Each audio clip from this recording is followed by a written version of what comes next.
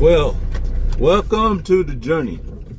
It's your boy, Gentleman Bell, aka Mr. 100. We're coming to you on this week's devotion as we are talking about I see, I know, and I promise.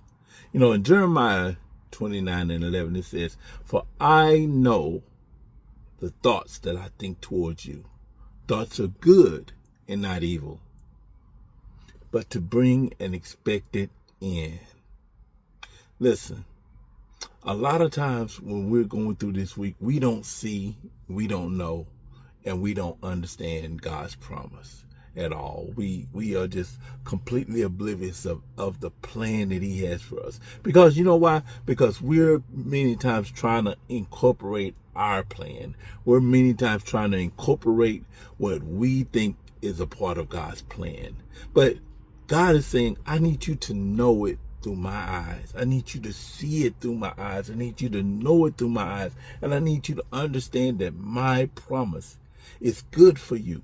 Oh, it may feel evil. It may feel like a lot of evil attacks. It may feel like a lot of evil consequences and things like that. But God says that it's good and not evil. It's a pleasant thing. It's a good thing. It's a wonderful thing that I have for you already in place. I already have some things in place for you. I've already got your footsteps ordered. This is the beautiful thing about God, is that no matter what we think about ourselves, no matter how we see ourselves, and no matter what we do a lot of times in the plan, he still says, hey, listen, it's good. It's not evil. It's a good plan. It just doesn't look like it's good right now. So God is saying that I need for you to pre-see how I see it. God knows. And God said, when he says, I know, he's saying, I perceive it already. And he says, I need you to see it the way I see it. How do we do that, Bill?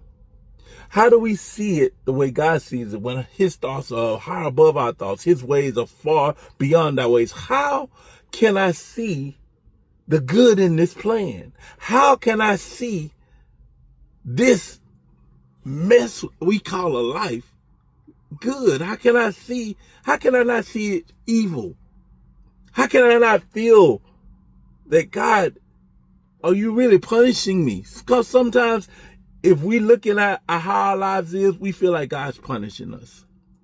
I know I'm guilty of it. I'm a minister, and I still sometimes I know God, he has more for me, but sometimes it just feels like God is just being a little hard on me.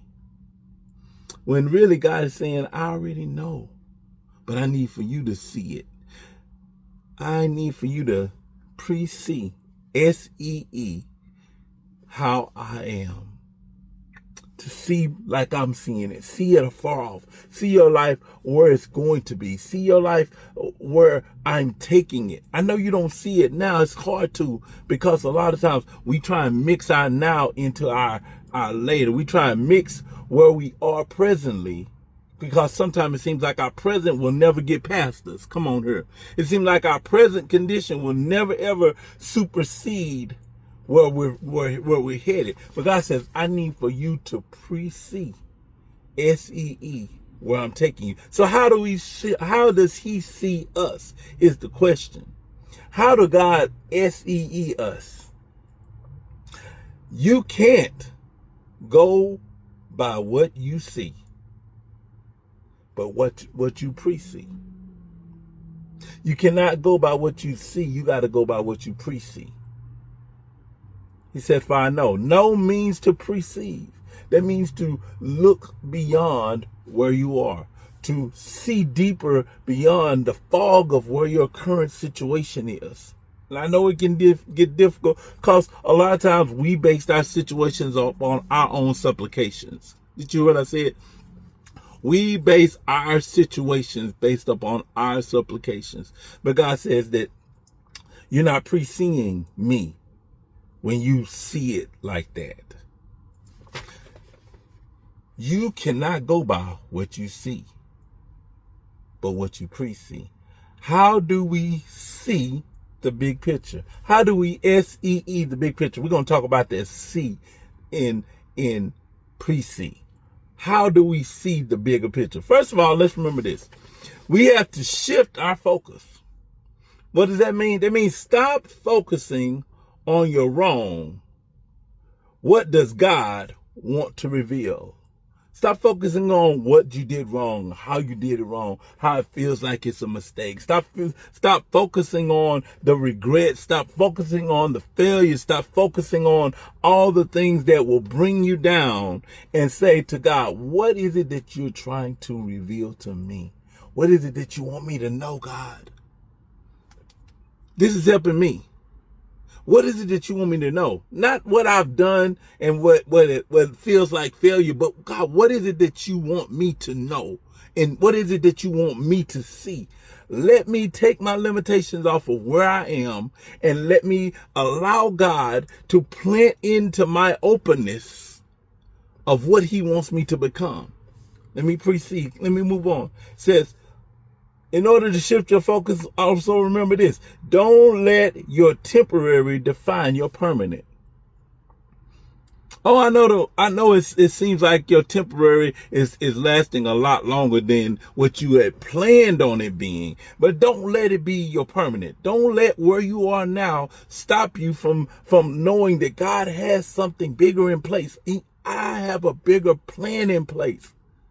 I know the plan that I have for you. I know the thoughts that I think towards you. I know it. And we've got to be assured in the fact that when God shifts your focus, that whatever is going on right now in your life, it ain't going to last forever. I know it feels like it's been a year, it's been 2 years, it's been 20 years. But listen, we deal with a God of maturation. We deal with a God that processes our life out one level at a time.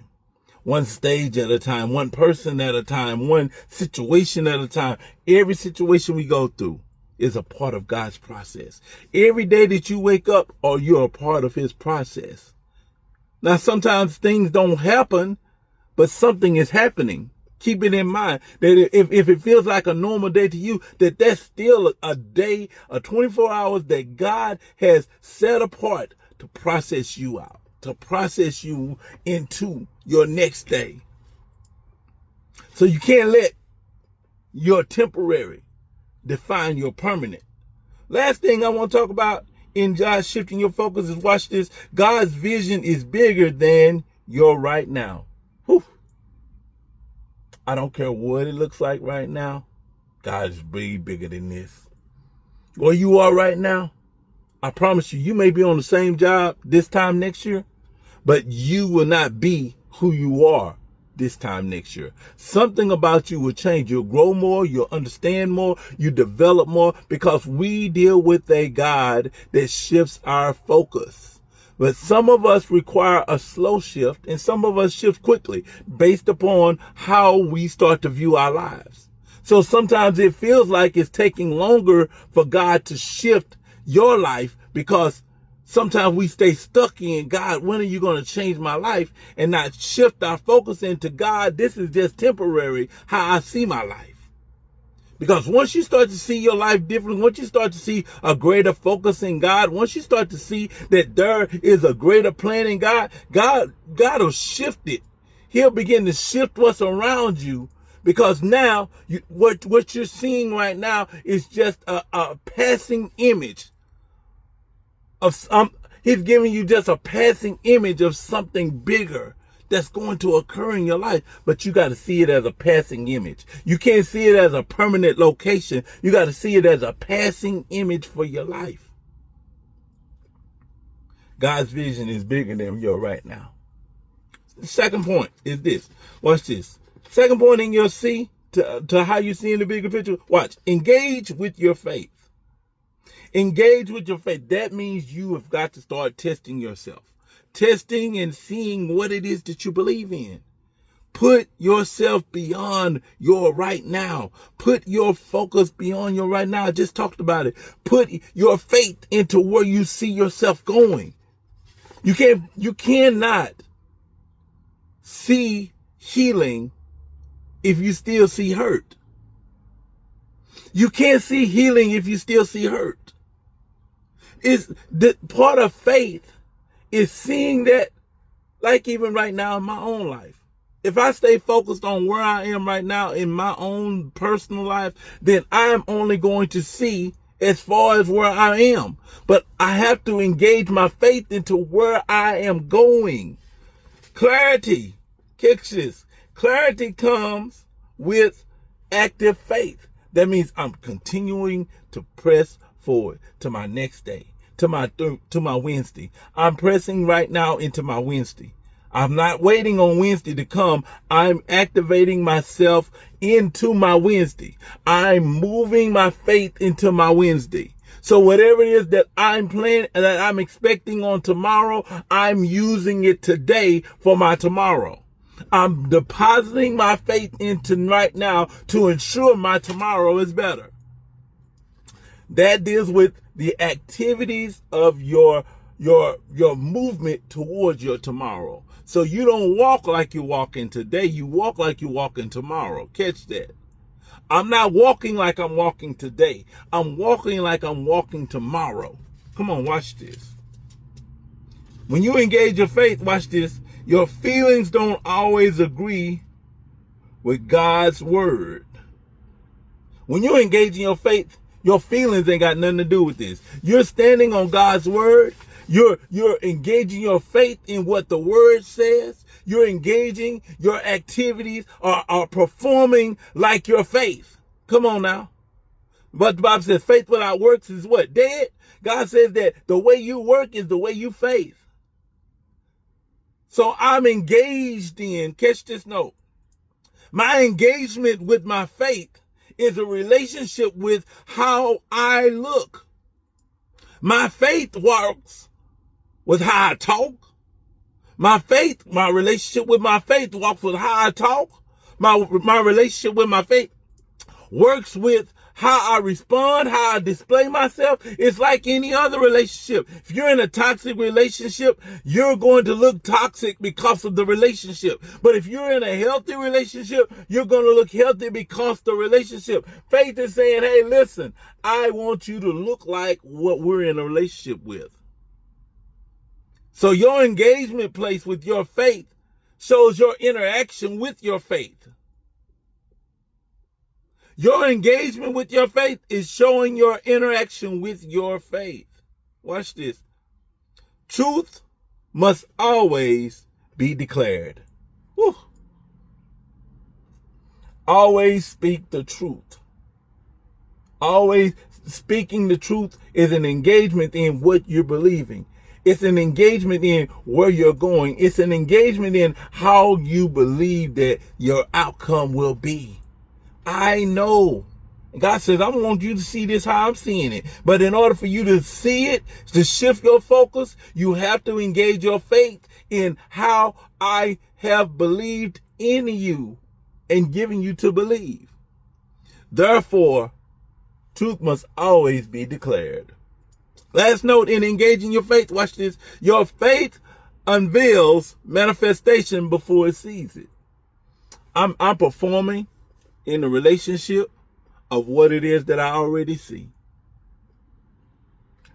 What people are looking for a lot of times is the fullness. But you don't get the fullness of what it is that you're seeing without acting like what you believe.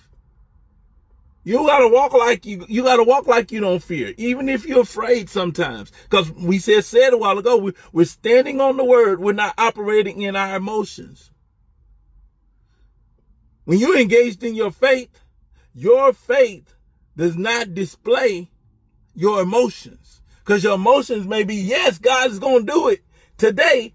And tomorrow it may feel like, well, I don't know if God's going to do it. And you don't want your body language to portray opposite of your relationship with your faith.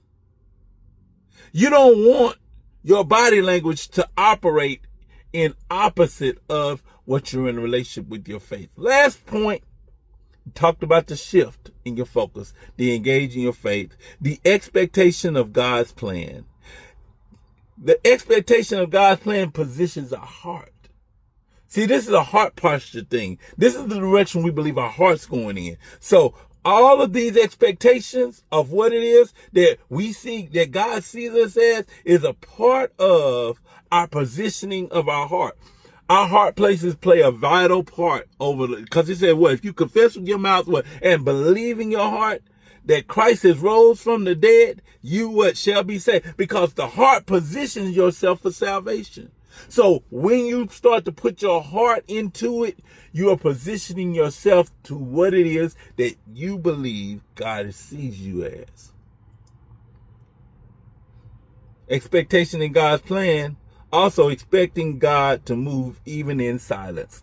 Even when it does not, I just talked about that, even when it does not feel like nothing is changing, God is still moving on our behalf. He's still moving in places. He's let me say it like this. Because of our brokenness of what we use our faith for, and we become broken behind it, God says, I am moving in silence to seal up all those places that you once lost the faith in me in by just building through expectation. He says, I'll seal up the cracks of the areas you let faith fall apart. You let hope fall through the cracks. He says, I'm moving in silence on your behalf.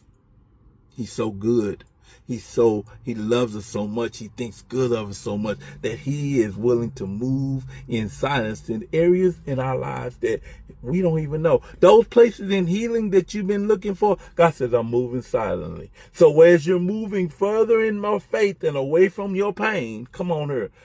The more we move forward in our faith through things that let us down, through things that disappoint us, through things that hurt us, that try and set us back, he says, every day you step forward, he says, I'll move in silently on your behalf to heal those areas, to seal those areas up so that you will not feel those. That's the reason why a year from now, you'll feel better.